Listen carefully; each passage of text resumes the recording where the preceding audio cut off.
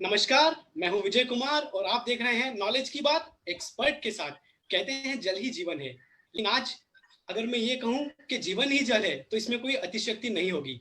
जल का संतुलन हमारे शरीर को निरोगी बनाता है।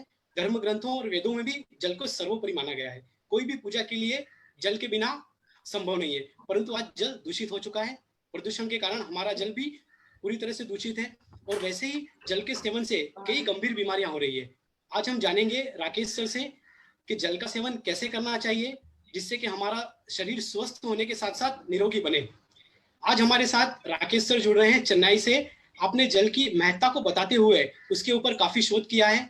ड्रिंकिंग वाटर कैसा होना चाहिए, कितनी मात्रा में हमें पीना चाहिए, इसके बारे में काफी अच्छी जानकारी रखते हैं। सर, हम आपका बहुत बहुत स्वागत करते हैं। स्वागत है आपका भी। सर, हम आपके साथ सवालों का सिलसिला शुरू करें उसके पहले हम जानना चाहेंगे कि साइंस ऑफ लिविंग जिसके साथ आप सालों से जुड़े हुए हैं उसके बारे में आप हमारे दर्शकों को बताएं। नमस्कार विजय जी, जय जिनेन्द्र। साइंस ऑफ लिविंग यानी कि जीवन विज्ञान। भगवान महावीर ने जीवन के 7 घटक बतलाए।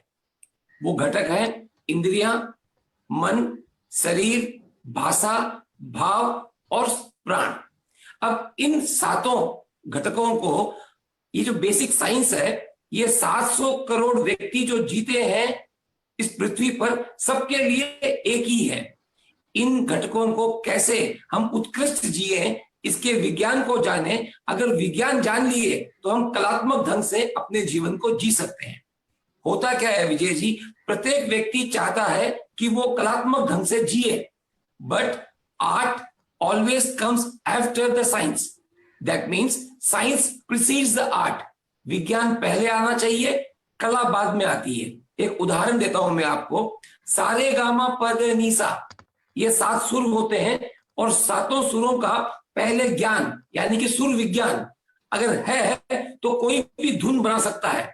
धुन बनाना एक कला है, लेकिन सुर का विज्ञान पूरे विश्व में एक ही है।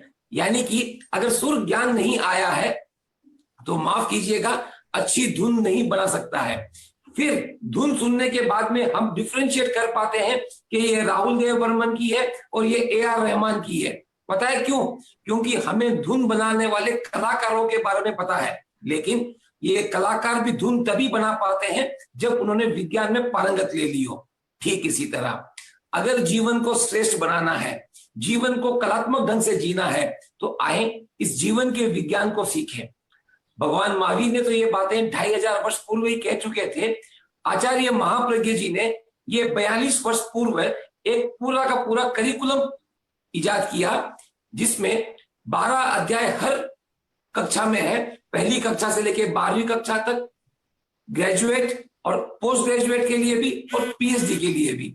ये वाकई में ऐसा विज्ञान है जो प्रत्येक प्राणी को जानना चाहिए। सांस कैसे लूं, कैसे बैठूं, कैसे चलूं, कैसे सोऊं, कैसे खाऊं, कब खाऊं, कैसे पीऊं, कब पीऊं, कितना पीऊं, कितना योग करूं, कितने आसन प्राणायाम करूं, कितनी मेरी भाषा में मधुरता रखूं, कितना मैं दृढ़ संकल्पी बनूं, कैसे मैं ध्यान और व्युत्सर्ग यानी कि कायोत्सर्ग करूं, कैसे मैं अपनी शारीरिक स्वस्थ, मानसिक स्वस्थ और भावनात्मक स्वस्थ को अच्छा रख सकूं, और मुझ में अहिंसा के भाव कैसे पनपे और नैतिकता कैसे कूट कूट के भरे।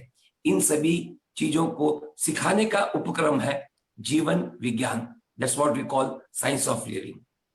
तो विजय जी, संक्षिप्त में बताया मैंने आपको साइंस ऑफ लिविंग के बारे में। अगर आपसे दर्शक अगर पूछें तो मैं आपको इस साइंस ऑफ लिविंग की एक किताब को, मैं आपको वर्चुअल जो किताब है ऑनलाइन पे, मैं आपसे शेयर कर सकता हूं। आप अपने दर्शकों के साथ इसे शेयर कर दीजिए। राकेश सर इंटरनेशनल ट्रेनर हैं, पूरी दुनिया में आपके लेक्चर होते हैं लाइफ साइंस को लेकर। हम इसके बारे में भी आपसे फिर से बात करेंगे। इससे पहले हम सवाल पर आते हैं सर। एक बहुत महत्वपूर्ण सवाल और से हम इस प्रोग्राम की शुरुआत करेंगे। एक सामान्य व्यक्ति को रोजाना कितना पानी पीना चाहिए? बहुत बढ़िया सवाल किया विजय जी आपने। कितना पानी पीना चाहिए ये हर एक व्यक्ति पे अपने आप डिपेंड करता है। मैं आपको इसका विज्ञान बता देता हूं। हमारा शरीर में 72 से 73% पानी है। यानी कि कोई व्यक्ति अगर 50 किलो का है तो उसके अंदर 35 किलो के लगभग पानी मिलेगा आपको। अब यहां होता क्या है, इस बात को गौर से सुनिएगा। अगर हमारे शरीर के पानी का स्तर अगर 10% नीचे आ जाए तो यूं लगेगा जैसे डिहाइड्रेशन हो गया हो और मरने तक की स्थिति आ सकती है बिकॉज ऑफ डिहाइड्रेशन। और आपने नोट किया होगा विजय जी कि जब कभी हैजा या लू लगती है उस समय व्यक्ति अपने प्राण खो देता है, क्योंकि चक्रवात उसके अंदर घुस करके उसके भीतर के पानी को सोख रहा होता है। तो नोट करें कि जब भी शरीर में 10% पानी की कमी आती है, यानी कि कोई व्यक्ति 100 किलो का है, उसके अंदर 72 किलो पानी होना चाहिए, और उसमें जब 7 लीटर या 7 किलो पानी की गिरावट आएगी वो आदमी अब प्राण खोने की स्थिति में आ सकता है। ठीक उसी तरह अगर उस व्यक्ति में 10% पानी की मात्रा बढ़ जाए, यानी कि 7 से 8 किलो पानी बढ़ जाए, तो भी डूब कर मरने की स्थिति जैसी स्थिति आ सकती है। इन दोनों सूरतों में, ये तो मैंने बताया extreme and, 10% more than your water content, your water content is 72 to 75% of the body weight. उसमें जब 10% गिरावट आती है या 10% जमावट आती है, इन दोनों सूरतों में आदमी प्राण खो सकता है। लेकिन इससे बहुत पहले, जी हां, 2-3% पानी कम होने से ही हमारे भीतर प्यास की ट्रिगर हो जाती है कि हमें पानी पीना है। जब अपना शरीर पानी मांगे तो कृपया करके बिल्कुल भी देर ना करें, उसे घूंट घूंट करके 100, 150, 200 ml पानी दे दे। क्यों? ऐसे हाइड्रेशन करने से हमारा शरीर में पर्याप्त मात्रा में पानी बना रहेगा। अब सम पीपल डिफर, क्या कहते हैं कि भाई साहब मुझे प्यास लगती ही नहीं। इसका कारण यह है कि उन्होंने मूत्र का विसर्जन नहीं किया है और उनका शरीर ये समझ नहीं पा रहा है कि कितना पानी और चाहिए। तो ना तो लघु शंका को रोक के रखना चाहिए और ना ही प्यास को ज्यादा देर तक दबा के रखना चाहिए। इन दोनों का संतुलन हर एक व्यक्ति को होता है। लेकिन एक थंब रूल है कि हम उम्र व्यक्ति 60 से 80 किलो का होता है, उसे दिन में 2 से 3 लीटर पानी, डिपेंडिंग ऑन गर्मी का मौसम कैसा है या ठंड का मौसम है, 2 से 3 लीटर पानी उसे पीना ही चाहिए। कुछ लोगों को, खास करके मैंने महाराज साहब को देखा है, वहां पर छोटे महाराज जब भी समय होता है एक अमुक अंतराल के बाद उन्हें उदक यानी कि पानी लेके हाजिर हो जाते हैं बड़े महाराज की सेवा में। उन्हें प्यास हो या ना हो, वो किसी काम में व्यस्त हो गए हो, भूल भी गए हो, तो छोटे महाराज कभी भूलते नहीं है, समय समय पर उन्हें उदक पान यानी कि पानी की सेवा करते रहते हैं। इसी तरह से पानी बहुत महत्वपूर्ण चीज है विजय जी। जैसे आपने कहा ना कि जल है तो कल है, ठीक उसी तरह ये जल में इतना गजब का हाइड्रोजन है कि प्राण धारा को चला के रखने के लिए ये जल हम नियमित रूप से 2 से 3 लीटर के बीच में, जितने हमारे शरीर की जब जब रिक्वायरमेंट है तब तब लेते रहें, तो हम अपने को प्रॉपरली हाइड्रेशन करते रहें। सर, आपने जिस तरह से बताया कि हमें पानी घुट-घुट कर पीना चाहिए, लेकिन अक्सर देखा गया है कि लोग बहुत जल्दी से पानी पीते हैं और चले जाते हैं। तो सर इसमें मतलब एक बात को समझना चाहिए कि घुट-घुट कर पिया पानी हमारे स्वास्थ्य के लिए ज़्यादा लाभदायक होता है? एक उदाहरण दें विजय जी आपको। जी। मान लीजिए एक पौधे में पानी देना है।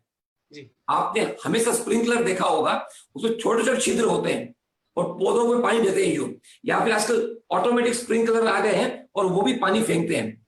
छोटे-छोटे फुहारे मिस्ट के रूप में पानी फेंकते हैं। पता है क्यों?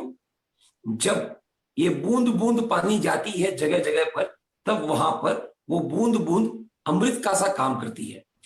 एक पौधे को पानी देना है और आपने 1 लीटर पानी वहीं पर ढोल दिया, वहीं पर उसे उड़ेल दिया, तो माफ कीजिएगा वो कुछ तो सोखेगा, बाकी का छोड़ देगा। ठीक इसी तरह व्यक्ति को भी 1 गिलास भी नियमित रूप से घूट घूट से पिए तो वो घूट एक घूट भीतर जाकर के डिटॉक्सिफाई करने के लिए, एनर्जी देने के लिए और शरीर को स्वस्थ रखने के लिए लाभकारी है। वैसे कभी कभी कूक उठी भी होती है, मन करता है पानी पी लो, तो 1-2 महीने में ऐसे 1-2 बार कर लेना गलत नहीं है, लेकिन हम उमन जब पानी पी रहे हो तो पानी घूट घूट करके ही पिए। जी। पिछले कुछ वर्षों से बोतल बंद पानी हमारे जीवन का अहम हिस्सा बन गया, लेकिन यह पानी टैप वाटर से 4200 गुना महंगा है। सर, आपसे जानना चाहेंगे कि यह पानी महंगा होने के साथ साथ सुरक्षित भी है?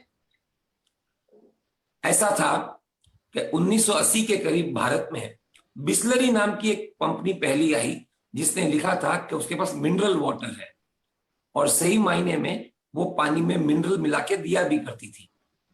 आज जितनी भी आप बोतल बंद पानी देख रहे हैं उसमें से अधिकांश बोतलें ऐसी होती है जो आरओ प्लांट पे ट्रीट की गई है। आरओ प्लांट यानी कि रिवर्स ऑस्मोसिस प्लांट। इस रिवर्स ऑस्मोसिस प्लांट की एक अच्छी बात है कि जितनी भी अशुद्धियां होती है पानी के भीतर और जितने भी मेटल और मिनरल होते हैं अच्छे या बुरे, इन सबको ये निकाल देता है। बुरे मेटल निकाल दिया, बुरे मिनरल निकाल दिया, ये इसका अच्छा पक्ष है। लेकिन उसने अच्छे मिनरल्स और अच्छे मेटल को भी निकाल दिया, ये इसका बुरा पक्ष है। और सबसे बुरी बात है जो बुरे पक्ष से भी बुरी है वो ये है कि ये पानी को अम्लीय कर देती है। यानी कि न्यूट्रल होता है 7 pH और ये 6 pH पे ले आती है। ये 6 pH का एसिडिक पानी हमारी प्यास तो अवश्य बुझाता है, इसमें अशुद्धियां भी नहीं है, लेकिन माफ कीजिएगा ये हमारे शरीर में रोग उत्पन्न करने के लिए खुला निमंत्रण है। जिन जिन घरों में 6, 10, 12 सालों से अगर आरओ पानी का सेवन हो रहा है, आप देखिएगा उनके घर में जो 50 के ऊपर व्यक्ति हैं उनका बोन डेंसिटी चेक करवाइएगा, उनकी बोन डेंसिटी में गजब की गिरावट आ चुकी है। उतना ही नहीं, एसिडिक होना, कब्ज रहना और शरीर में पर्याप्त मात्रा में न्यूट्रलिटी नहीं होना, ये इस पानी के कुलक्षण है। अब पानी पीते इसलिए थे, आप एक नोट करें विजय जी, जो भी जैनी पचकान करता है वो 4 आहारों का या 3 आहारों का त्याग करता है। 3 आहार आप समझते हैं, चौथा आहार कौन सा पता छोड़ते हैं जो, वो है पानी। यानी कि पूरा अनाज खाद एक तरफ, पूरे स्वादिष्ट एक तरफ, पूरा ड्राई फ्रूट्स एक तरफ और केवल एक पानी is 25% of our all the आहार। ये अकेला पानी सिर्फ हाइड्रेशन नहीं देता, हमें डिहाइड्रेशन से बचाता ही नहीं है। ये पानी हमारे लिए जो पहले मटकी में था वो बड़ा ही कारगर था, 7.4 pH के ऊपर था, और अब जो ये बोतल बंद आरओ पानी आ चुका है, जिसे पहले लिखते थे मिनरल वाटर, जब पूछा मिनरल का है तो लिखने लगे प्यूरिफाइड वाटर। अब पूछते हैं भाई साहब इसमें तो जीव पड़ गए, तो लिखते हैं पैकेज ड्रिंकिंग वाटर। आप जरा अगली बार जब बोतल खरीदे ना तो उसमें पढ़िएगा, उस पर लिखा हुआ रहेगा अमुक अमुक ब्रांड का नाम, नीचे लिखा रहेगा पैकेज ड्रिंकिंग वाटर या पैकेज प्यूरिफाइड वाटर, बस। और वो भी ये क्या कहते हैं कि जब हमने पैक किया था तब ये शुद्ध था, अब अगर इसमें कोई जीवाणु पड़ गए हैं तो माफ कीजिएगा, हमने बोतल पे साफ साफ लिखा है keep it in cool and dark place. अगर आप इसे धूप दिखा रहे हो तो स्वाभाविक है इस 6 pH के पानी में 48 मिनट के अंदर सूक्ष्मतम जीव पड़ जाएंगे और 48 घंटे या दिन के बाद में तो आपको उसमें खुली आंखों से भी जीव चलते हुए दिख जाएंगे। सर आपने अभी अभी पीएच का जिक्र किया, जी हाँ। इससे जुड़ा हुआ एक सवाल लेते हैं, कितने पीएच का पानी हमारे शरीर के लिए उपयोगी है और हम घर में ही पानी के पीएच में बदलाव कर सकते हैं क्या? बहुत बढ़िया पूछा भाई साहब। पहले भाई साहब कुछ हमारे ऐसे भी श्रोता होंगे जो शायद पीएच को जानते नहीं होंगे, उनके लिए एक मिनट में एक्सप्लेन कर देता हूं कि ये पीएच है क्या। पीएच जिसमें पी स्मॉल लिखते हैं, एच कैपिटल लिखते हैं, ये पोटेंशियल ऑफ हाइड्रोजन जो होता है, ये किसी भी चीज में अम्लीय है या क्षारीय है, एसिडिक है या अल्कलीन है, ये तय करने के लिए एक सूचकांक बना हुआ है। वो इंडेक्स बताता है कि 1 to 14, मिनिमम 1 पे होगा, मैक्सिमम 14 पे होगा और 7 न्यूट्रल होगा। 7 के नीचे जो 1 तक है वो पूरा का पूरा एसिडिक है या अम्लीय है, और 7 के ऊपर 14 तक जो है वो सारा का सारा क्षारीय है, अल्कलीन है, या उसे बेस भी पढ़ते हैं। हम सब ने 6वीं, 7वीं, 8वीं में इस पीएच के बारे में जानकारी ली थी, लेकिन हमने लगा कि एनुअल एग्जाम तक ही याद रखना है, बाद में याद रख के क्या करेंगे। ये पोटेंशियल ऑफ हाइड्रोजन जो 1 से 14 है, 7 इसका मध्यस्थ भाग है, न्यूट्रल है।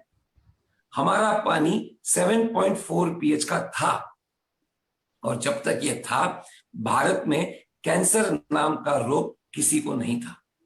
जो ही धीरे धीरे हमने पाश्चात्य रंग, वेस्टर्न कंडीशन लाने लगे, अपने आप को मटकी छोड़ करके अन्य वेसल में अपनाने लगे और फिर बोतल बंद आरओ पानी पीने लगे, कि आज हमने आमंत्रित दे दिया है उन सारी चीजों का।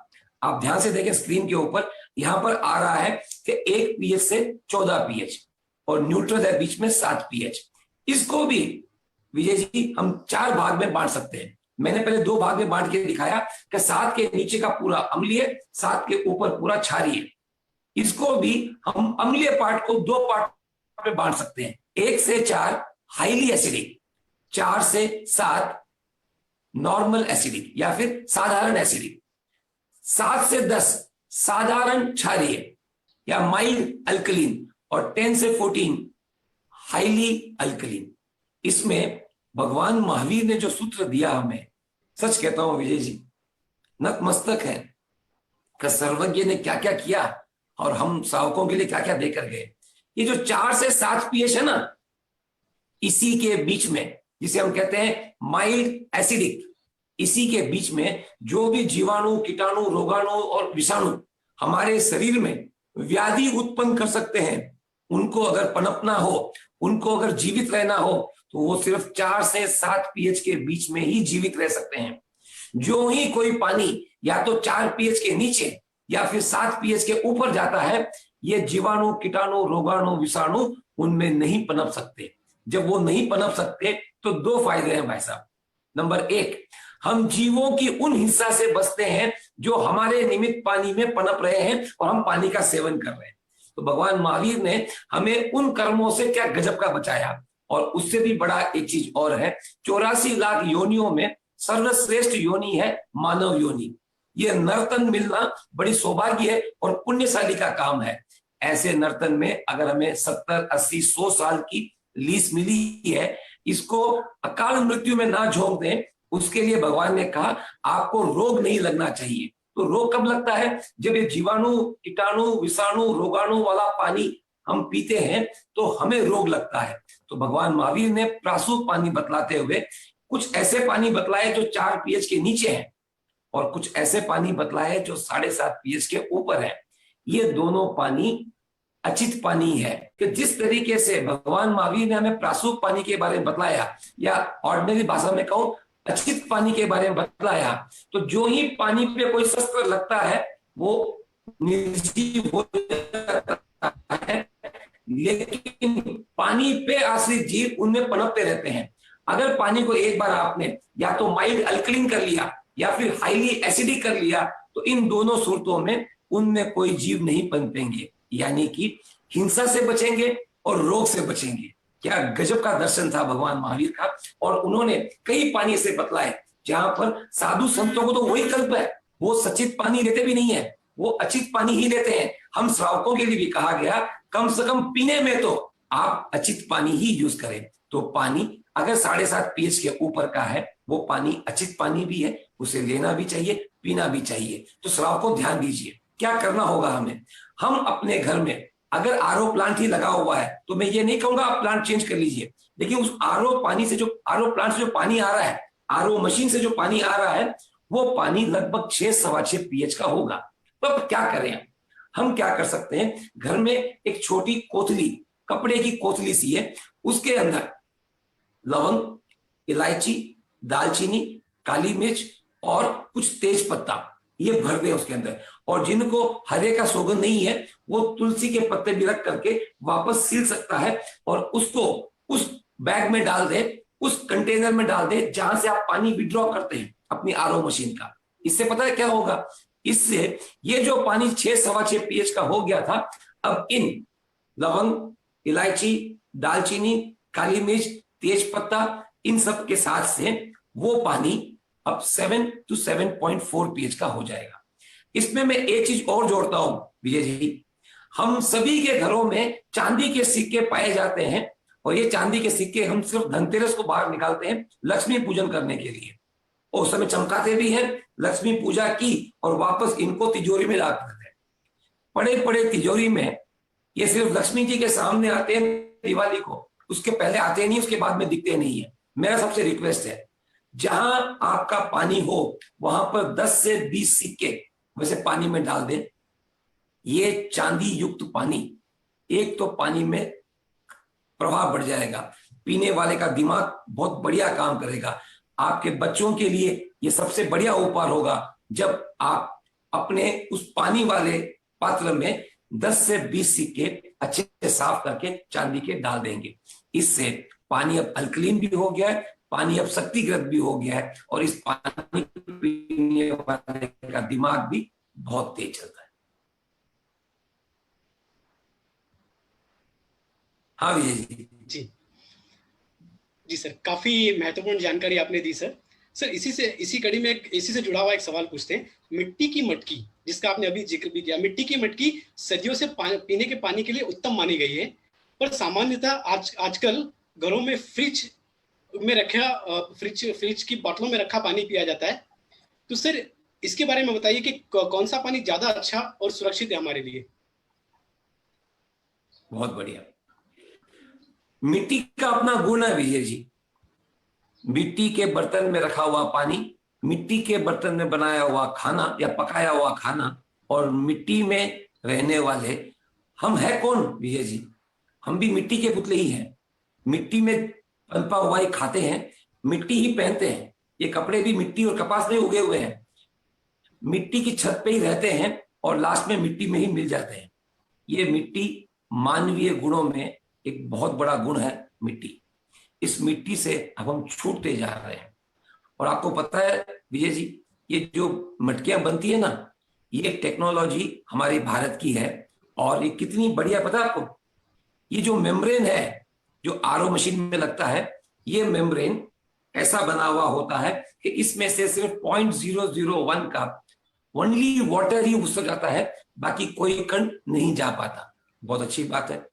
हमारी जो मटकियां होती है ना, उसमें भी छिद्र होते हैं, और छिद्र होने के कारण जब हवा बाहर से टकराती है तो पानी तो बाहर नहीं आता, लेकिन हवा भीतर पहुंच जाती है।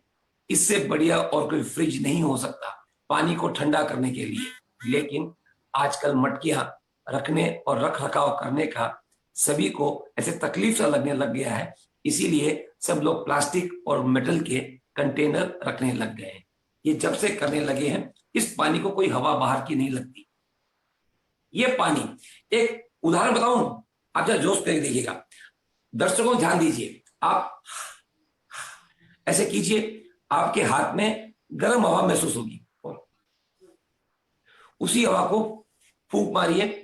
अभी भीतर की हवा जो 98.4 डिग्री की होनी चाहिए थी, जो ही आपने कंप्रेस की, ये कंप्रेस हवा ठंडी हो गई।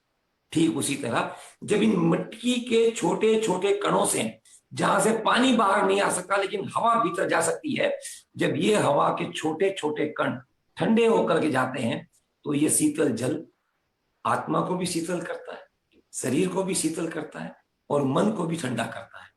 ये शीतल पान, इस फ्रिज में रखे हुए शीतल पानी को, जो सिर्फ आभास कराता है ठंडक का, अंतस्थ ठंडा नहीं होता।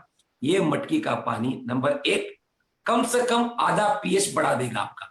यानी कि 6.9 पीएच का आपने अगर पानी मटकी में डाला है, तो आधे से 4 घंटे के बीच के अंदर वो मटकी, डिपेंड करती है कौन से मट्टी से बनी हुई है, वो मटकी 7.4 पीएच तक का पानी बना देगी। यानी कि इस पानी को रखने से इतने गुण, इतने फायदे हैं कि अगर हमें एसिडिटी, कब्ज से छुटकारा पाना हो, तो पानी वही पिए जो मटकी में रखा हुआ हो, और मटकी घर में वहां रखी हुई हो जहां पर खूब अच्छी हवा बहती या चलती हो। जी सर, एक सवाल लेते हैं। सॉफ्ट ड्रिंक और अन्य पेय पदार्थ हमारे शरीर पर कितना असर डालते हैं? ये जो विज्ञापन दिखाते हैं ना, आओ कुछ तूफानी करते हैं, और बच्चों को लगता है कि भाई जो शाहरुख खान, सलमान खान कर रहा है वो हमें भी करना चाहिए, क्योंकि वो उनके फैन है। तो जानकारी बता दूं एक आपको, एक सॉफ्ट ड्रिंक के बोतल में 16 से ऊपर चम्मच चीनी होती है। ये कोल्ड ड्रिंक गजब की एसिडिक होती है। 2.8 पीएच की होती है ये कोल्ड ड्रिंक। अगर ये कांच की बोतल में बंद हो तो उसकी डेट ऑफ एक्सपायरी नहीं होगी। शराब, जिसे हम अक्सर लोग खराब मानते हैं, वो 2.2 पीएच की होती है, वाकई खराब है वो। लेकिन कोल्ड ड्रिंक को उस खराब की गिनती में नहीं लेते हैं, और जब पीते हैं शराब, शायद घूंट घूंट पीते होंगे, यहां पर तो बोतलें बोतलें पी जाते हैं, और वो भी किसी रिसेप्शन में या किसी पार्टी में गए हैं तो फिर कोई अकाउंट ही नहीं है कि कितनी पी गए। ये एक एक ग्लास कोल्ड ड्रिंक कितनी भारी पड़ सकती है, देख रहे हैं सर नंबर क्या है? अब तक 6 लाख से ऊपर बच्चे आजीवन कसम खा चुके हैं कोल्ड ड्रिंक पीने की। सर ये कितना पीएच? 3 ये 7 पीएच। इसमें दोनों लगभग बराबर है सर। लाल हो जाएगा तुरंत गलती। सर ये कितने का हो गया? 3। ये 7 पीएच का था सर। ये इससे आधा है सर। अभी ये कितने पीएच का सर? 6 का सर। 6 हाँ?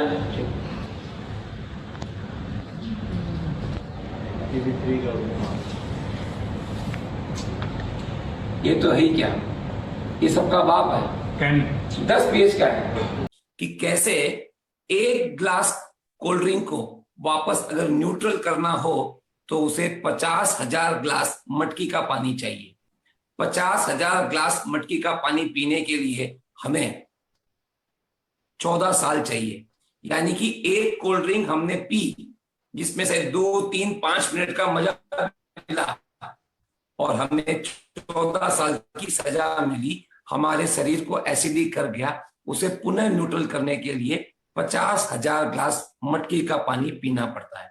तो मेरा आप सभी से एक सलाह है, एक गुजारिश है, एक विनम्र निवेदन है, आइंदा कोल्ड ड्रिंक पीने के पहले 100 बार सोच लें कि क्या मुझे अपने शरीर को इतना एसिडिक बनाना है, और अगर नहीं बनाना है, रोगों को आमंत्रित नहीं करना है, तो कृपया करके इन बोतल पैक पेयजल और कोल्ड ड्रिंक से बचें। विजय जी। जी सर बहुत गजब का प्रयोग था सर, और काफी महत्वपूर्ण जानकारी थी। और मैं आपको पूरे कॉन्फिडेंस के साथ कह सकता हूं कि बहुत कम हमारे दर्शक होंगे जिनको इस बारे में पता था। लेकिन आज दर्शक आप फैसला करें कि आपको एक कोल्ड ड्रिंक पीनी है या 50,000 गिलास पानी। आप कोशिश कीजिए कि 14 साल लगेंगे आपको उसको न्यूट्रल करने में। सर बहुत बहुत धन्यवाद। सर एक इसी से जुड़ा एक महत्वपूर्ण सवाल लेते हैं सर आपने बहुत सारी चीजों के ऊपर बहुत अच्छी तरह से प्रकाश डाला, चाहे वो पीएच के बारे में हो, हमें कैसा पानी पीना चाहिए, किस तरह से हम चांदी के सिक्के जो तिजोरी में पड़े उनको निकाल कर पानी में डाल दे तो हम वैसे ही स्वस्थ हो जाएंगे।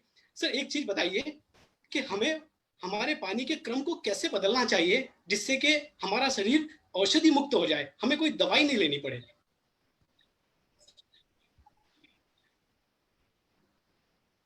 ठीक बात कही आपने। जो ही आप ध्यान दें, जब हम सोते हैं विजय जी, तो हमारा लीवर काम करता है कि शरीर के पूरे एसिडिक को वापस न्यूट्रल लेके आ जाए। इसीलिए कहते भी हैं 8 घंटे की पर्याप्त नींद होना बहुत जरूरी है। अगर कोई योगी है और 4 घंटे की योग निद्रा ले सकता है तो अलग बात है, वरना आम आदमी के लिए 7 से 8 घंटे की नींद अनिवार्य है, ताकि अपना लीवर शरीर में पड़े एसिडिक को पूरा न्यूट्रल कर दे। अगर 8 घंटे लीवर काम करे तो अपने को 200-300 साल तक ये लीवर काम कर सकता है। लेकिन होता क्या है कि आजकल लाइन सर कंटिन्यूसली 24 घंटे ही काम कर रही है ये लीवर। पता है क्यों?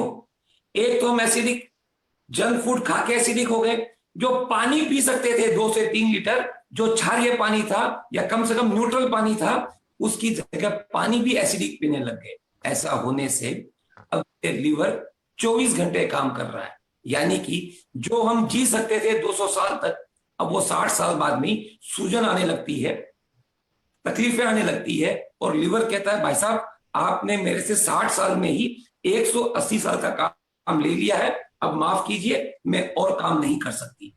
शरीर का सबसे बड़ा अंग है लीवर, और जब ये काम करना बंद कर देता है या इसके काम में कुछ गड़बड़ी आती है तो यकीन मानिए दोस्तों, शरीर आमंत्रण देता है रोगों को, कब आ जाओ, अब इस पे हवा बोलो, धावा बोलो, और अब इसको हम विजय पा सकते हैं। अगर इसे नहीं करना है तो एक बात ध्यान रखें, पानी पिए तो उसे भी चबा चबा के पिए। जैसे एक घूंट लिया आपने, ऐसे कोई ठोस पदार्थ खा रहे हैं, और कभी ठोस पदार्थ खाएं तो इतना उसको चबा लें कि वो तरल बन जाए, पानी बन जाए, फिर नीचे ले लें। ऐसा करने से होगा क्या? एक, क्षारीय पानी, दूसरा नियमित रूप से पानी, तीसरा घूंट घूंट पानी हमारे शरीर को पुनः एसिडिक से न्यूट्रल कंडीशन पे ले आएगी। अगर ले आई तो हमारा भी लीवर 8 घंटे काम करेगा तो पर्याप्त है, फिर 16 घंटा आराम करेगा।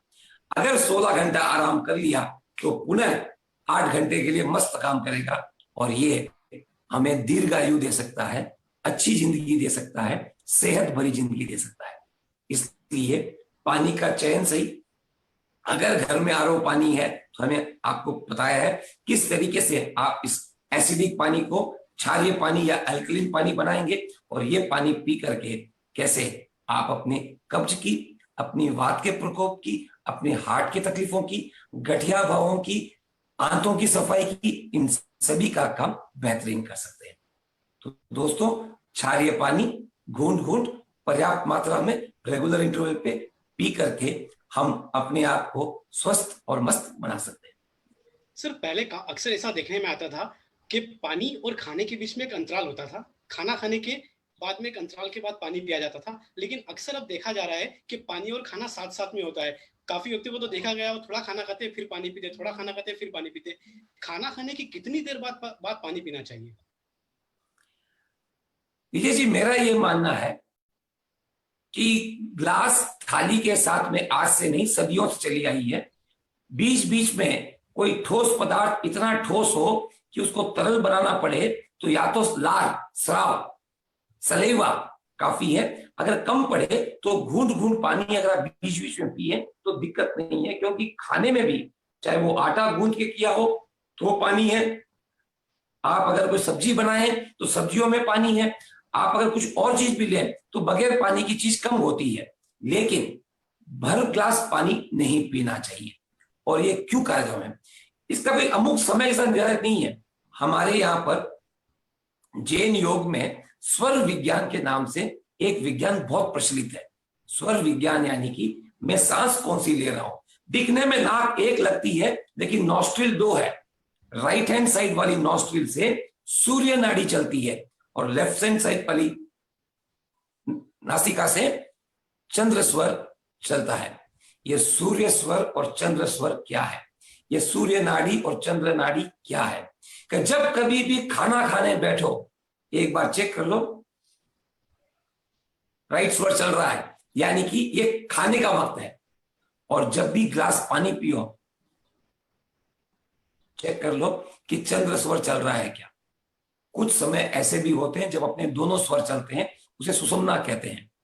ये हो तो आप दोनों काम कर सकते हो, खाना और पीना। लेकिन चंद्र स्वर में खाना नहीं खाना चाहिए और सूर्य स्वर में पानी नहीं पीना चाहिए। और ये क्रम सभी के भीतर टाइम से टाइम बदलते रहते हैं।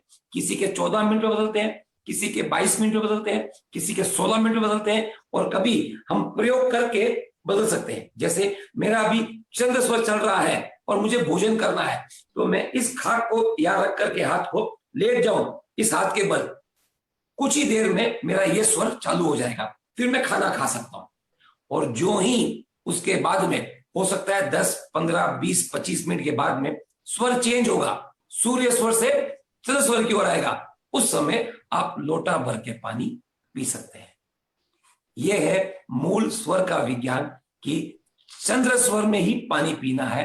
यह चंद्र स्वर खाते समय नहीं चलना चाहिए। तो जिस समय सूर्य स्वर में खाना खा रहे हो उसके बाद में जब भी चंद्र स्वर आए आप पर्याप्त मात्रा में पानी पी सकते हैं। कि गंगा जल को 40 वर्ष तक बोतल में रख दिया जाए फिर भी उसके अंदर कीड़े नहीं लगते, और प्लास्टिक की बोतल बंद पानी में कीड़े लगने आम बात है। अभी अभी आपने उसका जिक्र भी किया, तो सर ऐसा क्यों होता है? मैं आपको बता दूं क्यों कहते हैं। आप इसे 40 साल 100 साल पुरानी भी अगर किसी सनातनी के घर में गंगा जल का पानी है, उस पानी को टेस्टिंग के लिए भेज दीजिए, वो आज भी शुद्ध पानी है। उसमें कोई कीटाणु, जीवाणु, रोगाणु, विषाणु नहीं पनपे। पता है क्यों? क्योंकि मैंने आपको बताया था भगवान महावीर की वाणी कि जीवों को पनपने के लिए 4 से 7.25 pH के बीच का ही वातावरण चाहिए जहां वो पनप सकते हैं। या तो उत्पन्न होंगे या उत्पन्न होने के बाद में द्विगुणित और बहुगुणित होंगे। अगर pH of any liquid substance or any solid, if it is less than 4 pH, उसमें कभी भी जीवाणु कीटाणु नहीं पनपेंगे। और 7.5 7.4 7.4 का या उससे ऊपर है तो उसमें भी कभी भी जीवाणु कीटाणु रोगाणु विषाणु नहीं पनपेंगे। आप देखिए गंगा जल 7.55 pH का है। और भाइयों, हम तो हिंदुस्तानी हैं, गंगा को मां मानते हैं, शंकर जी की जटाओं से निकली हुई मानते हैं, इसकी तो पूजा भी करते हैं हम। लेकिन साइंस की धरातल पे देखूं, चाहे उनका मन ना हो, चाहे उनकी श्रद्धा ना हो, लेकिन जब पीएच मीटर पे टेस्ट करता हूं तो गंगा जी का पानी आता है 7.55 pH। इन पानी में कभी भी कोई भी प्रकार के ऐसे कीटाणु नहीं पनप सकते जो हमें रोग उत्पन्न करे। और जो ये पानी पीता है उस पीने वाले को भी कभी भी रोग निकट नहीं आ सकता। इसीलिए कहते हैं भाई गंगा नहा लिया, जिसने गंगा स्नान कर लिया उसने बहुत सारी अपनी इम्प्यूरिटीज वहीं पर नष्ट कर दी। और अगर वो पी करके भीतर में 7.55 pH कर सकता है तो हिंदुस्तानी भाइयों, मेरे भारतीय बंधु, जागो। जिसे गंगा जल पीना सिखाया गया हो और जिसने पूरे जगत को सिखाया हुआ हो, अब हम लोग भी यहाँ पर करोड़ों रुपए की बोतल बंद पानी, आरओ पानी पी करके अपनी सेहत के साथ खिलवाड़ कर रहे हैं। जागो, पुनः जागो, मटकी को करो पुनः स्थापित। और पानी में कई चीजें जो हमारे मिलनी चाहिए, जो मिल सकती है हमारे घरों में, किचन में, रसोई घर में, वहां से लेकर के पानी को बनाए शक्तिगत, पानी को बनाए क्षारीय और जीवन में स्वस्थ रहें और मस्त रहें। बहुत सही कहा सर आपने कि जीवन में स्वस्थ रहें, मस्त रहें और अपने घर में मटकी को पुनः ले आए। सर एक सवाल और आपसे पूछेंगे सर कि गर्म पानी, अक्सर डॉक्टर्स भी ये राय देते हैं कि सुबह उठकर आपको गर्म पानी पीना चाहिए। गर्म पानी हमारे शरीर में कितना प्रभाव डालता है? जब कभी भी हाथ धोने हो, कोई चिकने बर्तन धोने हो, तो आप थोड़ा पानी को गर्म कर लीजिए, वो बर्तन जल्दी धुल जाएंगे। आप एक काम कीजिएगा, एक तेल भरी हुई कढ़ाई को आप एक सादे पानी से धोइए जो टैप वाटर है, और एक उसको गर्म पानी से धोइए। गर्म पानी के स्पर्श लगते ही जो वसा, जो फैट के जो कण है, चर्बी के जो कण है, वो कण टूटने लगते हैं। जब वो कण टूटने लगते हैं तो आपको तो दिखता है कि हाथ में लगी हुई मेरी तेल निकल गया, और आपको बर्तन पे लगता है कि वहां की लगी हुई चिकनाई निकल गई। तो जी, हाथ की चिकनाई और बर्तन की चिकनाई तो हमने गर्म पानी से साफ कर लिया। आप देखे भी होंगे, फिर जब कभी आप फिंगर बाउल आता है रेस्टोरेंट में, at the end of the food, the dinner what we have, तो आपने देखा होगा उस पर एक नींबू होगा और उसमें गर्म पानी होगा। आपके चाहे हाथों में कैसा भी तेल या घी या चीज लगा हुआ हो, उस नींबू वाले गर्म पानी में धो करके आप अपने आप को एकदम स्वच्छ महसूस करेंगे। ठीक इसी तरह गर्म पानी सिर्फ सफाई के लिए पीजिएगा, गर्म पानी आपके जीवन का हिस्सा ना बने। मैं धन्यवाद देता हूं डॉक्टर ग्राइंडर का और डॉक्टर जियोन का, जिसने बहुत बखूबी मुझे यह सिखाया कि गर्म पानी होता क्या है। गर्म पानी का अपना एक गुण है कि अगर कहीं फैट है अपनी आहार नली में, दांतों पे लगा हुआ, पेट में या आंतों में अगर कुछ है, तो वहां से वो गर्म पानी उस फैट को निकालने में सक्षम है, यकीनन। तो सुबह सुबह गुनगुना पानी पी लीजिए, अच्छी बात है, लेकिन रोजाना गर्म पानी मत पीजिएगा। इसका कारण बताऊं मैं। पानी इस H2O, सब जानते हैं, 2 कण हाइड्रोजन के, 1 कण ऑक्सीजन का, ऐसे कई समूह जब मिलते हैं तो पानी बनता है। जब कभी पानी को उबालते हैं तो बुलबुले बुलबुले निकलते हैं ना भाई साहब, दिखते भी हैं वो गोल गोल से, वो सारे ऑक्सीजन पानी से अलग हो रहे हैं। अब ये पानी डीऑक्सीजनेटेड पानी है, इसमें हाइड्रोजन का तत्व तो है, लेकिन अब इसमें ऑक्सीजन नहीं रहा। आपको अगर याद हो तो 5वीं क्लास में हमने एक प्रयोग सीखा था। एक बीकर लीजिए, उसमें पानी भर दीजिए, उसके बीचों बीच एक मोमबत्ती रख के मोमबत्ती जला दीजिए, फिर एक पारदर्शी दिखने वाली कांच की ग्लास लीजिए और उसको मोमबत्ती के ऊपर ढक दीजिए। कुछ पानी का स्तर बढ़ेगा, थोड़ी देर बाद में वो मोमबत्ती बुझ जाएगी। जी, क्यों बुझ जाएगी? क्योंकि पर्याप्त मात्रा में ऑक्सीजन नहीं मिलने पर कोई भी ईंधन नहीं जलता है। जी हाँ, ये बात अगर हम यूं लिख के आते तो हमें 5वीं क्लास में 5 पूरे मार्क मिलते। अगर आज जानकारी ले ले तो ये 5 करोड़ के बराबर की होगी। क्या जानकारी है? पानी में हाइड्रोजन ईंधन है, लेकिन इस ईंधन को जलाने के लिए साथ में पर्याप्त मात्रा में ऑक्सीजन भी चाहिए।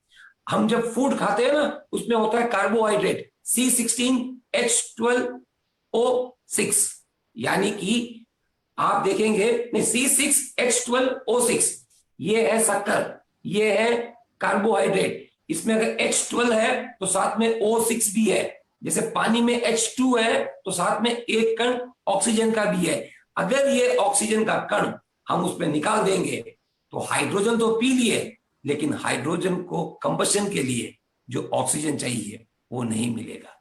तो सफाई के दौरान सफाई कर लेना अच्छी बात है। नॉर्मल जब पानी पियो तो उसे नहीं पियो। फिर भी आप कहेंगे जब 60 की दशक 70 दशक में महामारियां फैलती थी तो सब डॉक्टर कहते थे पानी को उबाल करके पियो। जी हाँ, उस समय हमारे पास कोई साधन नहीं था। पानी में कोई रोगाणु, विषाणु, कीटाणु हो सकते हैं, तो उस समय कोई भी ऐसा फिल्टर हमारे पास नहीं था कि हम पानी को पर्याप्त मात्रा में फिल्टर करके उन रोगाणु, जीवाणु से बचा सके। तब उनका यह मानना सही था कि मरता क्या नहीं करता। जब दो विकल्प हो तो जो गंदा होते हुए भी इससे बेहतर है वो विकल्प को अपनाया गया कि पानी को बॉईल करके पी लीजिए। उसमें अगर कोई ऐसा लिविंग ऑर्गेनिजम्स है जो आपके शरीर में तकलीफ दे सकता है तो उनको वहां खत्म कर दीजिए। लेकिन अब हमारे पास आरओ जैसे कई और प्रकल्प भी हैं जहां पर हम हर प्रकार के जीवाणु, कीटाणु, रोगाणु, विषाणु को दूर रख सकते हैं। लेकिन यहां से निकला हुआ पानी भी 6 पीएच का है। वापस इसे कैसे 7.5 के ऊपर का पीएच का बना करके हम अच्छा पानी पी सकते हैं। अब पानी को गर्म करना ही पानी से कीटाणु निकालने का एकमात्र उपाय नहीं रह गया है। तो भाइयों और बहनों, मेरी इस बात को माने, सेहत के लिए पानी को उबाल करके पीना इतना लाभप्रद नहीं है। हाँ, अगर मकसद ये है कि मुझे बीच से तेलड़ा, चिकनाहट, फैट निकालना है तो एक बार दिन में पीने में हर्ज नहीं है। लेकिन मैं गर्म पानी ही पीऊंगा तो आप ध्यान रखिएगा, शरीर में अगर ऑक्सीजन की पर्याप्ति कम हुई तो वापस ये हाइड्रोजन भीतर रहकर भी हमें कोई अपना असर नहीं दिखा पाएगा। ठीक विजय जी? सर, अगर कोई व्यक्ति चाहे कि ठीक है मैं आज से इसकी मात्रा को कम कर दूंगा या कम गर्म पानी पीऊंगा, तो महीने में से कितना गर्म पानी पीना चाहिए, कितना गिलास? फिर कहता हूं, पहली बात तो इतने तेल का, इतने घी का, इतनी चिकनाहट का इतना महत्व दे ही ना कि हम सारा कुछ डीप फ्राइड खाएं, सारा ही कुछ डीप उबला हुआ, तला हुआ, फला हुआ खाएं। नियमित रूप से रखें, संतुलन रखें। मैं ये नहीं कह रहा कि आप ना खाएं, लेकिन आपके आहार में 10% तो ऐसा चीज हो सकता है, आपके आहार में 50 से 60% ऐसी चीजें नहीं होनी चाहिए। उसके बाद जब जब आपको लगे, ऐसा कोई नियम नहीं है, जैसे मान लीजिए जितनी बार मेरे हाथ चिकनाहट से लगेंगे उतनी बार मैं साबुन लगा के धोऊंगा। एक चीज नोट की भाई साहब आपने, अच्छा कि आपने पूछ लिया। जब मैं हाथ धोता हूं तो हाथ धोता हूं साबुन से। ये साबुन भी है 10 पीएच की, मेरे पानी के साथ मिल करके जितना भी फैट लगा है उसे निकाल देती है। और विजय जी, आपके सवाल से एक सवाल बताता हूं मैं आपको। ये जो कोरोना है ना, ये भीतर में है और इसके ऊपर एक प्रोटीन की और फैट की लेयर है, यानी कि फैट की लेयर है और प्रोटीन के कपल से बाइंड है ताकि वो उसके भीतर ही रहे।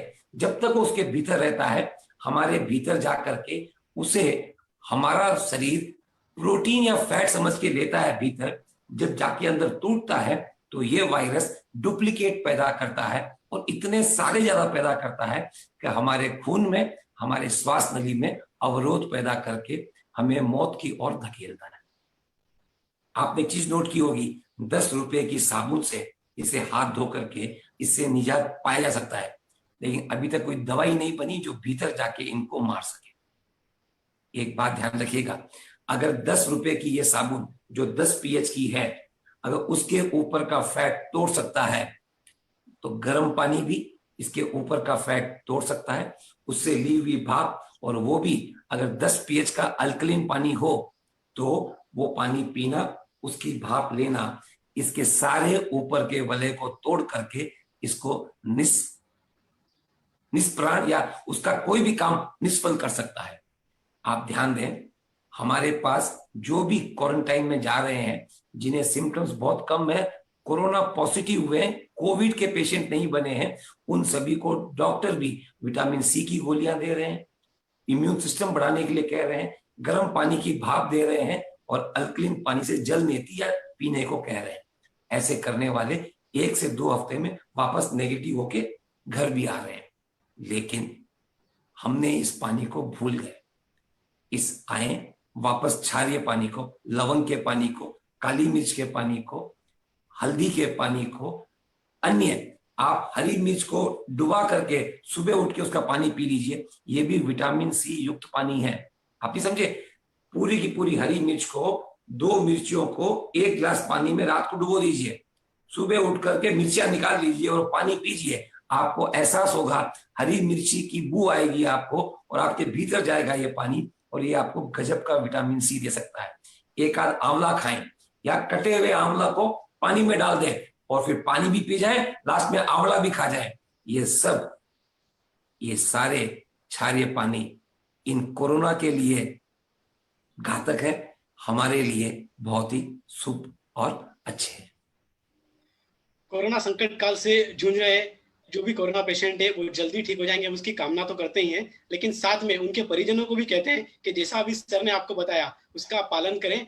पानी ही आपके लिए औषधि है, इस बात को मान लें। सर एक सवाल मैं आपसे लूं, उसके पहले एक दर्शक ने मुझे एक मैसेज करके अभी एक सवाल भेजा है। सबसे पहले तो आपको बहुत बहुत धन्यवाद दे रहे हैं कि आप इस प्लेटफॉर्म पे आए और इतनी महत्वपूर्ण जानकारियां आप दे रहे हैं। वो अभी आपने पीएच के बारे में बताया था पहले क्वेश्चन में कि कैसे हमें अपने पानी के पीएच को बढ़ाना चाहिए, तो उसी के बारे में एक बार और जानना चाहते हैं। और ये भी वो जानना चाहते हैं कि जो आपने बताया था एक छोटी सी पोटली बनानी है, उसको सिलना है और उसको पानी में रख देना, तो वो जानना चाहते हैं कि इसे कितने टाइम तक रखें और फिर निकाल कर वापिस बनाना पड़ेगी क्या? बहुत बढ़िया सवाल किया। लगता है कि पूरी जागरूकता के साथ हमारे श्रोतागण इसे सुन रहे हैं। विजय जी, आप सबसे बड़े बधाई के पात्र हैं जो आप ये सेतु बन करके और ये जो है आपकी कि भाई नॉलेज की बात विशेषज्ञ के साथ, एक्सपर्ट के साथ, मुझे लगता है कि आपका ये क्रम बहुत ही अच्छे फल लाएगा। आपको और महाराज साहब को दोनों को नमन करता हूं मैं। जो भाई ने ये पूछा है एकदम सही पूछा। हमने जो ये पोटली बनाई थी जिसमें लवंग, इलायची, बड़ी काली मिर्च, तेज पत्ता ये सब रखे थे, ये हमेशा के लिए नहीं रहेंगे भाई साहब। इनके भी 2 हफ्ते के बाद में इनका कण लगभग निकल चुका होगा। और जो हम राजस्थानी सुन रहे हैं, ध्यान रखें, हम किसी भी चीज को वेस्ट नहीं करते। तो मैं भाभीियों से एक निवेदन करूंगा कि ये जो मसाला निकला है अंदर से, ये इसमें लगभग 95% कण जा चुके हैं, फिर भी 5% बाकी है। तो अगली बार जब चाय बनाए ना, तो उसमें इसको इस्तेमाल कर लीजिएगा, चाय मसालेदार वाली बन जाएगी।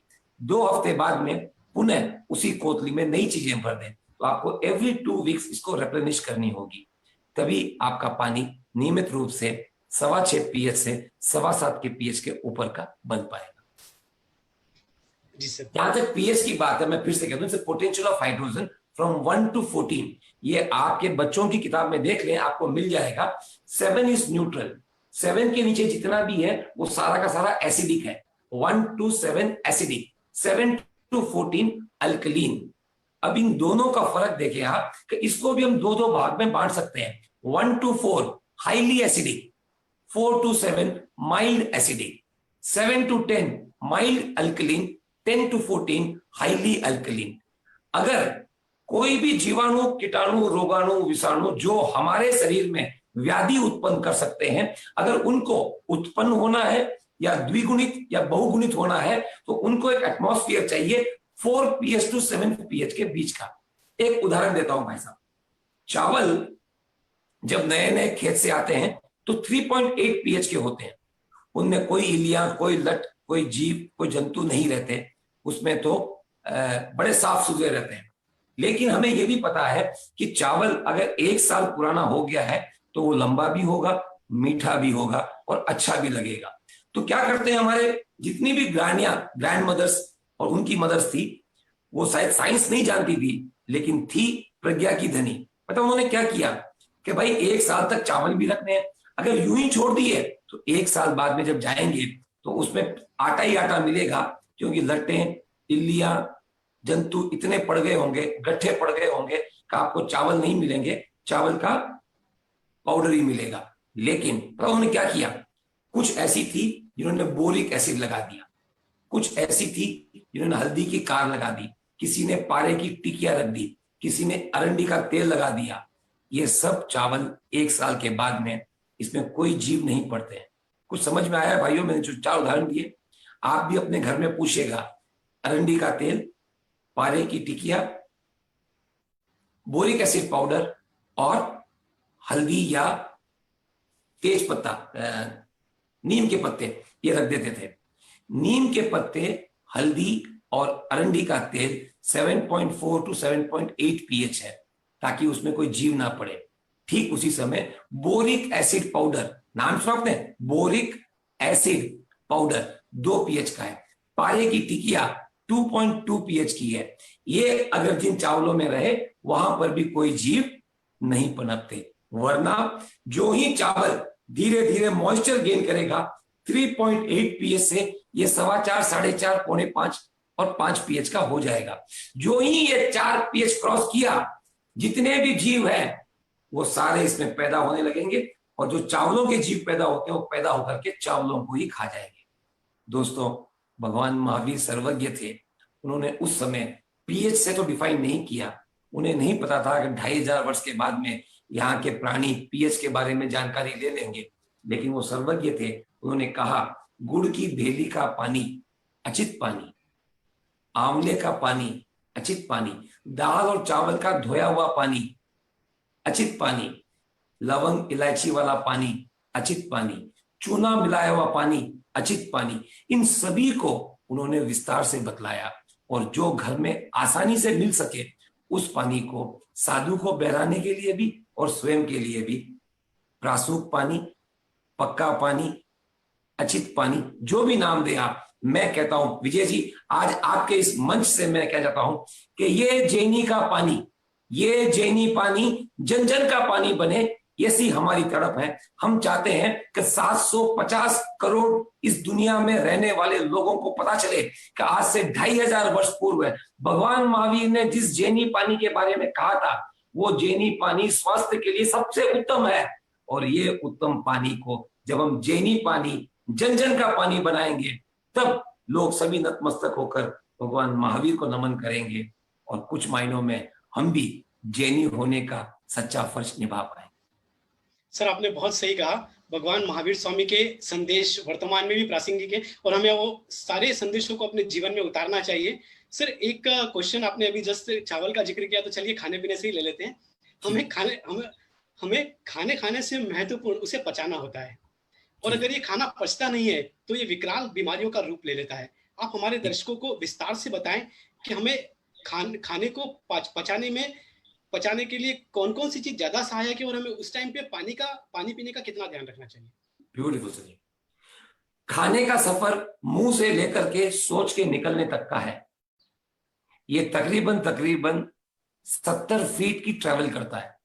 पहले मुंह में जाता है, लार बनती है, दांतों से चबाते हैं, जीभ घुमाती है, तलवे में और नीचे लगता है, और फिर जब ये खाने लायक हो जाए तो इसको आहार नली से नीचे उतारते हैं। ये 9 इंच की आहार नली जब नीचे उतरती है तो उदर में पहुंचती है, जब पेट कहते हैं, स्टमक कहते हैं। इसके अंदर कई प्रकार के एसिड, जिस समय कहते हैं जठराग्नि, जठर की अग्नि। ये अग्नि कोई फ्लेम वाली अग्नि नहीं होती है, ये एसिड की अग्नि होती है। जैसे किसी लोहे को अगर जलाना हो तो आप जला सकते हो, और अगर ऐसे ही पिघलना हो तो HCl यानी कि हाइड्रोक्लोरिक एसिड में इसको डिप कर दीजिए, बस थोड़ी देर बाद में आपको लोहा नहीं मिलेगा, ये लोहा पिघल चुका है।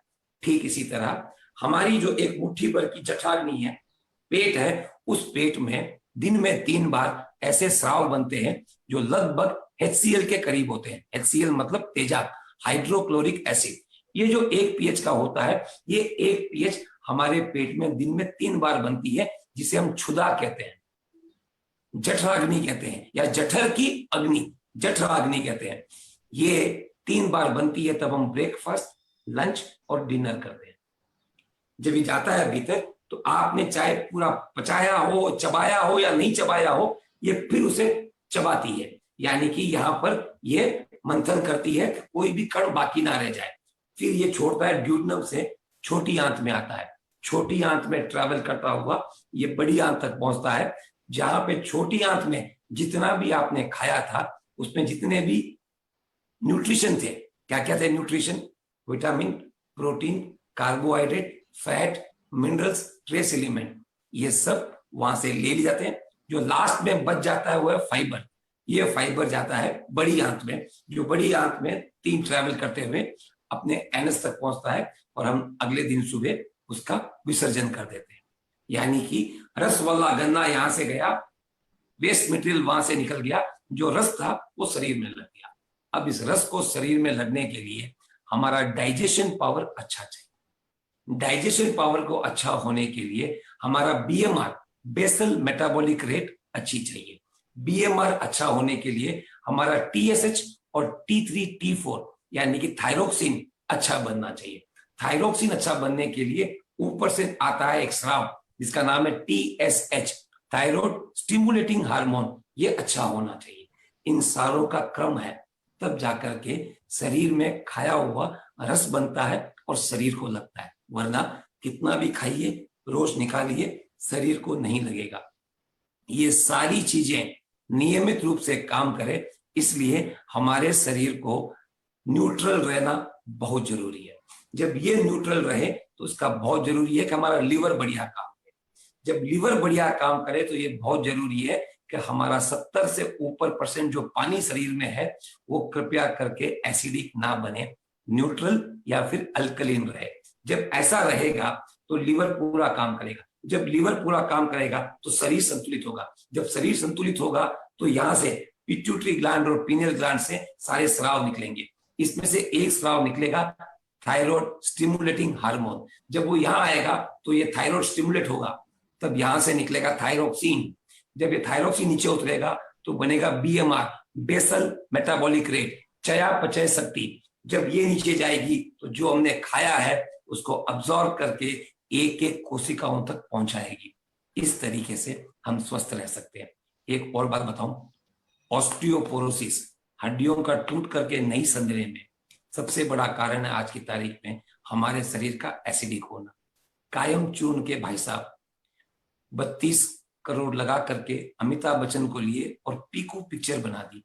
पीकू पिक्चर में अमिताभ जी बहुत बार कहते हैं, और उनके अंदाज में अगर मैं नकल करूं तो कहते हैं, हे जब तक साला ये मोशन नहीं निकल जाता, अच्छे अच्छे इमोशंस भी नहीं निकलते। जी ठीक कहा। भावनाएं अगर शुद्ध रखनी है तो सबसे पहले पेट को साफ रखना होगा। अगर पेट साफ नहीं है तो 90% बीमारियां यहीं से बन ठन के बाहर निकलती है। और इन बड़ी आंतों से कचरा साफ करने के लिए ना तो हम 10 pH का शैम्पू पी सकते हैं, ना 10 pH की लक्स साबुन का पानी पी सकते हैं, ना ही 10 pH का कोलगेट को भीतर खा सकते हैं, और ना ही 10 pH के एरियल की साबुन को भीतर सकते हैं। लेकिन हम 10 pH का पानी पी सकते हैं जो भीतर जाकर हमारी आंतों की गजब की सफाई कर दे, कब्ज ना रहे, पेट साफ रहे तो 90% बीमारियां वैसे भी दूर रहेगी। अगर हमारा शरीर वापस बढ़िया कंडीशन में आ गया तो जितने भी हमारे एंडोक्राइन ग्लैंड्स हैं, पिट्यूटरी, पीनियल, थायराइड, थाइमस, इन सब अंतःस्रावी ग्रंथियों से बढ़िया स्राव निकलेगा। हमारा शरीर चयापचय में जोरदार हो जाएगा। और अगर हमारी बेसल मेटाबॉलिक रेट बढ़ गई तो फिर हम अघोरी बन के अगर ट्यूबलाइट भी खा लेंगे तो वो भी पच जाएगी, वरना सुपाच्य खिचड़ी भी खा लेंगे तो तकलीफ दे सकती है। पानी का बहुत बड़ा संबंध है हमारी पाचन से, हमारी सेहत से। कृपया ध्यान दीजिए, एक पानी को बदलने से बहुत कुछ बदला जा सकता है। हाल ही में विजय जी, मैंने जब सुना 1 साल पहले, सदगुरु जो जग्गी वासुदेवन जी हैं, वो एक बात बता रहे थे, मुझे उसकी बात बहुत अच्छी लगी। कि मान लीजिए आप एक कोई कॉम्पिटिटिव एग्जाम लिख रहे हैं, उस कॉम्पिटिटिव एग्जाम में 5 किताबें हैं, सभी 200 पन्ने की है। कहते हैं कि 5 से पूछा जाएगा, ओके। फिर साथ में एक हिंट दिया गया कि जो पहली वाली किताब है ना, इसमें से 72% मार्क आने वाला। क्या समझ में आया? अगर 72% मार्क वाला उस किताब से ही आने वाला है तो सबसे बढ़िया लगता है कि भाई पहले वो किताब पूरी पढ़ लूं यार। अगर वो एक किताब पढ़ ली ना, पास तो छोड़ो, डिस्टिंक्शन पक्का हो गया। ठीक इसी तरह हम भी 5 भूत के बने हुए, जल, पृथ्वी, आकाश, वायु, अग्नि, ये 5 तत्व से हम बने हैं। इसमें 72% पानी है। यानी कि क्या खाऊं क्या ना खाऊं, कब करूं कब ना करूं, ये सब अनिवार्य है। लेकिन 28 मार्क के हैं बाकी सारी, एक अकेला पानी 72 मार्क का है, जो हमारे 72% का है। जिस मटकी को आप रखें उस मटकी की पूजा करें, क्योंकि उन भावों से उन पानी के अंदर के भाव बदलेंगे। उस पानी को ग्रहण करें अमृत समझ करके, पानी के भाव बदलेंगे। जहां नवकार मंत्र चलता हो उसके पास पानी को रखें, पानी के भाव बदलेंगे। पानी को शुद्ध मटकी में रोज सुबह छान करके पिए, पानी को स्वच्छ रखें, पानी के भाव बदलेंगे। जब ये जाएंगे भीतर तो हमारे भी भाव बदलेंगे। कहते हैं महावीर स्वामी ने कहा कि राजा प्रसन्न चंद्र जब बैठा था तो भावों ही भावों से 7वीं नारकी जा चुका था, और कुछ ही पलक झपकते भगवान महावीर ने बताया कि वो केवल्य को प्राप्त कर गए हैं, क्योंकि उनके भाव बड़े उत्कृष्ट हो गए। भावों का बड़ा खेल है, भावों में बड़ा मेल है। इस भावों के खेल के लिए आए, शुद्ध पानी पिए, ऐसा पानी पिए जो अच्छी जगह रखा हुआ हो, जो अच्छे मन से रखा हो, जो अच्छे मंत्रों से भी हो, और जब पिए पानी को तो अच्छी भावना रखें। क्योंकि जब कभी भी कहते हैं दीमक और अहम जहां पनपते हैं उसी को खोखला करते हैं।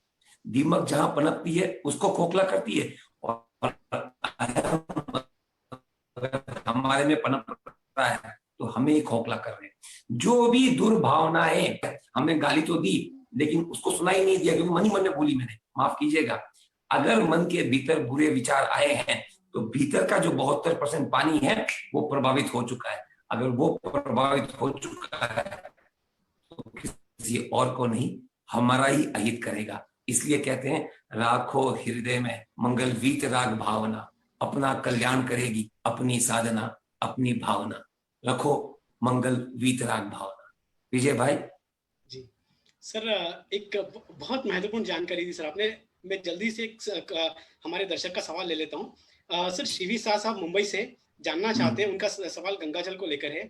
आप जानना चाहेंगे कि गंगोत्री से लेकर गंगा सागर बंगाल तक गंगा है, तो गंगा सबसे ज्यादा उत्तम कहाँ है? बहुत ब्यूटीफुल जी। उत्तम चीज कभी भी उत्तम ही रहती है, लेकिन गंगा के किनारे किनारे हम मानवियों ने इतने कुकर्म शुरू कर दिए हैं कि वहीं पर मल निकालते हैं, वहीं पर कपड़े धोते हैं, वहीं पर अपना विसर्जन भी कर देते हैं। और तो और बाबू घाट, गंगा घाट, ऐसे कई काशी के घाट पर अधजली शव जो अभी तक पूरा जला भी नहीं है उसको उसमें विसर्जित कर देते हैं। तो 50 नॉटिकल फीट तक गंगा बहुत मैली हो चुकी है। लेकिन सर आज की बात भी लें, 50 नॉटिकल फीट के पार जाएं और फिर वहां पे कहीं का पानी उठाएं और उस पानी को लैब टेस्ट के लिए भेजें, तो दुनिया भर की लैब में आया है संसार का सबसे उत्तम पीने लायक पानी। यानी कि जिस गंगा के तट पर जितने नहीं होने चाहिए उतने कुकर्म हो रहे हैं, लेकिन 50 नॉटिकल फीट के बाद में अभी भी वो पानी उतना ही स्वच्छ है। क्यों? क्योंकि ऋषि मुनि और भगवंत कह गए कि बहता पानी निर्मला, और गंगा जी का ये पानी गंगोत्री से लेकर के हुगली तक पहुंच गया है। ये अब भी शुद्ध पानी है। हाँ, उसके ऊपर जो इम्प्यूरिटीज किनारे पे आ गई है उनको छोड़ दें। अब तो मोदी जी ने एक अभियान भी चलाया है, गंगा सफाई अभियान का। बहुत कुछ घाटें साफ भी हो रही है। फिर भी दोस्तों मैं कहूंगा आपको, मैं खुद हरिद्वार से और उसके पास से कई गंगा जल के सैंपल मंगवाया, और हर गंगा जल के सैंपल को लैब टेस्ट में जाके देखा गया और पाया कि ये मानव के लिए पीने के लिए उत्कृष्ट पानी है। तो दोस्तों, जो गंगा जल सैकड़ों साल तक कांच की बोतल में बंद रहते हुए भी निर्मल रह सकता है, जो गंगा जल अपने आप में बड़ा ही निर्मल है, क्योंकि 7.55 pH में आप गंदगियां धो सकते हो सर, और जो गंदगी वहां पड़ी है, लेकिन 50 नॉटिकल फीट के बाद में अगर उसी गंगा जल को उठाएंगे तो वो उतना ही पवित्र है जितना गंगोत्री पे था। सर हम आपसे विदा लें, उसके पहले हम चाहेंगे कि आप अपना एक संदेश हमारे सभी दर्शकों को दें। और हमने हमारे प्रोग्राम की शुरुआत साइंस ऑफ लिविंग से की थी, तो मैं कहूंगा कि आप साइंस ऑफ लिविंग के बारे में थोड़ा और हमारे दर्शकों को बताएं। जी, बहुत सिंपल सी बात है। साइंस ऑफ लिविंग में बताया मैंने आपको, जीवन के 7 घटक होते हैं। उन 7 घटकों के बारे में हमें जानकारी होनी बहुत जरूरी है। हम अपने बारे में भी जाने, हम अक्सर दुनिया के बारे में जानते हैं, हमारे आईफोन और महंगे फोन के बारे में जानते हैं, हमारे अपार्टस और गैजेट्स के बारे में जानते हैं, हमारे टीवी और इंटरनेट के बारे में जानते हैं, मगर माफी चाहता हूं अपने बारे में नहीं जानते। एक सबसे बड़ा वॉलंटरी और इनवॉलंटरी काम करने वाली चीज है श्वास। ये श्वास कितनी जरूरी है ये जाने, श्वास लंबी होने से कितने फायदे होते हैं ये जाने, श्वास लेने की सही प्रक्रिया क्या होती है। जब श्वास भीतर जाए तो डायाफ्राम नीचे की ओर जाए और पेट बाहर की ओर निकले, और जब सांस छोड़े पेट भीतर की ओर आए, डायाफ्राम ऊपर की ओर आए और कार्बन डाइऑक्साइड पूरा छोड़ दे। अगर हम एक सांस को सही कर लेते हैं, लंबी कर लेते हैं, तो दोस्तों बताता हूं मैं आपको, लंबी सांस वालों को कभी नेगेटिविटी नहीं छूती। लंबी सांस वालों को पॉजिटिविटी हमेशा कवच की तरह बनी रहती है।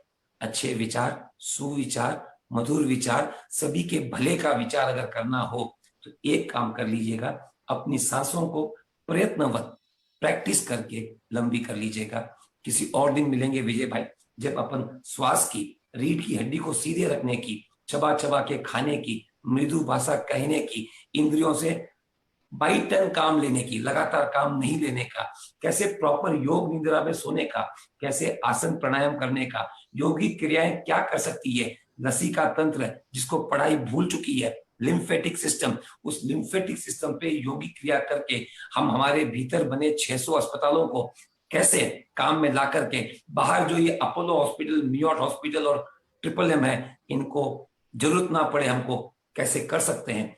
प्लस अहिंसा के भाव कैसे पनपे, नैतिकता हमें कैसे आए, हमारा मानसिक संतुलन कैसे रहे, हमारी भावनात्मक शुद्धि कैसे आए, शरीर कैसे स्वस्थ रहे, हम कैसे योगी बन करके हमारे एनलाइटमेंट प्रज्ञा को जगाएं, कैसे हम भगवंतों का, साधु संतों का, आचार्यों का सानिध्य लेकर के भगवान महावीर की वाणी को जान करके अपने जीवन को बहुत गजब का बनाए। इन सब की जानकारी देता है जीवन विज्ञान, साइंस ऑफ लिविंग। तो अब सर जरूर एक जी सर, या आप पूछिए विजय जी। नहीं जी सर, कंटिन्यू कीजिए सर। तो इस तरीके से आपको कहा गया, जो एक मंत्र लास्ट में कहूं मैं, बच्चों के लिए कहूंगा, खाना आपका कुछ भी हो, प्लीज कोल्ड ड्रिंक से परहेज करें। गृहिणियों से कहूंगा कि चांदी के सिक्के और जो मैंने पुड़िया बताई है वो पोटली पानी के उस कंटेनर में जहां से आप पानी विड्रॉ करते हैं अवश्य रखें। कुछ घरों में बाई की समस्या है कि वो चांदी के सिक्के मार ना ले, तो मेरा उनके लिए सुझाव है, आप ये जिम्मेदारी उन्हीं भाइयों को दे दें कि भाई ये 20 सिक्के हैं, तुझे ही साफ करने हैं, तुझे संभाल के रखना है, बस कुछ नहीं होगा। और एक का सिक्का चला भी गया 500-600 रुपए का, तो जो बच्चे आपके बुद्धिमान बनेंगे ना, एक ऐड आता था पुराना शाहरुख खान का कि सोना देता है मजबूत तन, चांदी देता है तेज दिमाग। क्या बनाएंगे बच्चों को, कूली वाला या दिमाग वाला? तो आए अपने इस घर में रखी हुई लक्ष्मी चांदी का सही उपयोग करें और बच्चों को चांदी की ग्लास, चांदी की थाली, चांदी की कटोरी में पीने और खाने को दें। ये 2000 रुपए का गिफ्ट उसके कई गैजेट से कई बड़ा महत्वपूर्ण है और वो उसके जीवन में बहुत निखार ला सकता है। तो छोटी छोटी बातें दोस्तों ध्यान रखिएगा। पानी घूंट घूंट करके पीना है, पानी 2 से 3 लीटर अवश्य पीना है। पानी क्षारीय हो इसका खास ध्यान रखें। पानी पीते समय आप कभी भी ये ना कहें कि मेरा स्वर कौन सा चल रहा है, आपको पता है चंद्र स्वर चले तभी पानी पीना है। बोतल पैक पानी जब तक जरूरत ना हो ना खरीदें। अगर फिर भी पीना हो तो थोड़ा चूना, थोड़ी राख अपने साथ रख लें और उनमें मिला करके उस पानी को भी आप 10 pH का पानी बना सकते हैं। भगवान महावीर ने जो बताई 3 प्रकार की राख, उसमें लकड़ी की राख भी है, गाय के गोबर के छाने की राख भी है और कोयले की राख भी है। अति उत्तम होती है गाय के छाने की राख, उससे कम उत्तम होती है लकड़ी की राख, उससे कम उत्तम होती है कोयले की राख। जो भी राख मिल जाए आपको, कम से कम 6-6.25 pH के पानी पीने के बजाय इस पानी को पिए, स्वस्थ रहें, मस्त रहें। क्योंकि no water no life, NO, no water no life, KNOW, no water and you can know the life.